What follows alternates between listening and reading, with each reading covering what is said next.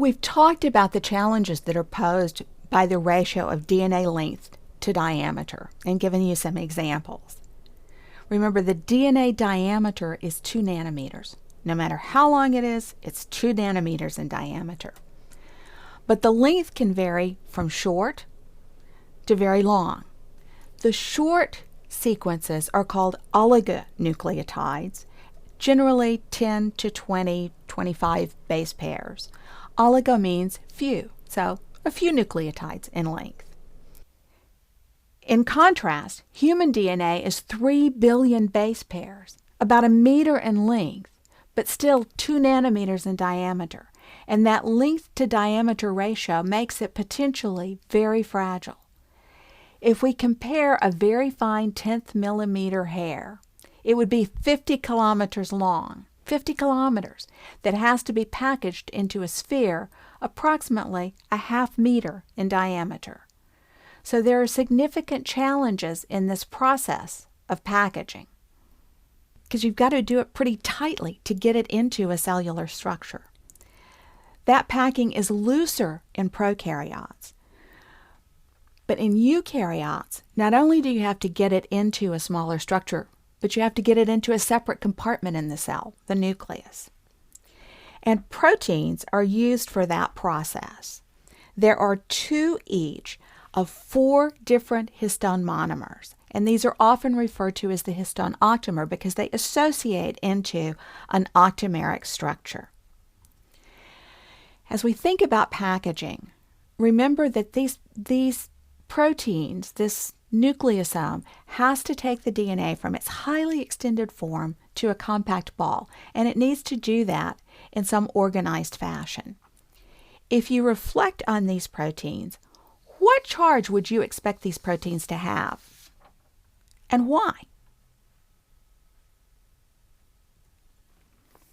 It turns out, not surprisingly, that histones are very basic. DNA is very acidic, negatively charged. Histones are very basic, positively charged. And they pack this sequence of DNA to create what's called the nucleosomes.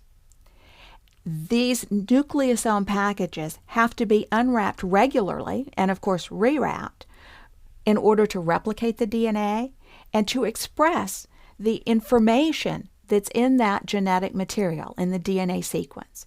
And that is to express it into proteins that carry out the function of the cell.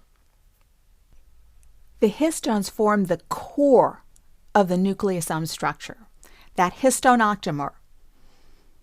4 different histones, 2 copies of each one, form that octamer. In addition, there is the H1 histone that's sort of outside the octamer, but gives the transition between one nucleosome and the next. The histone octamer is the core. The DNA wraps around that histone octamer core.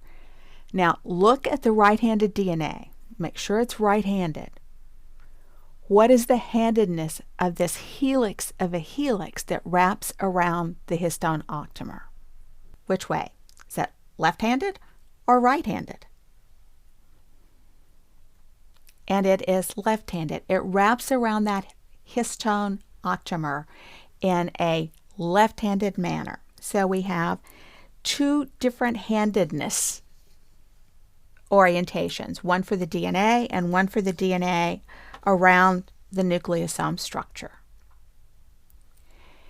Now, this structure can actually interfere with using DNA, that is, with unwinding it to copy it for replication or to copy it for transcription.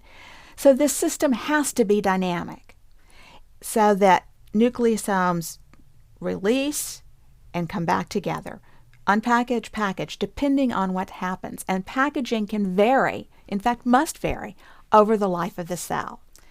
Because when access is needed, this chromatin structure, this nucleosome DNA histone structure, has to be remodeled. And interestingly, that's achieved by modifying the histone proteins using enzymes that alter the charge on those proteins, and we'll talk about that next. It turns out histones contain a very significant number of lysines and arginines. Why do you think that would be true? We started talking about that earlier, but think about it.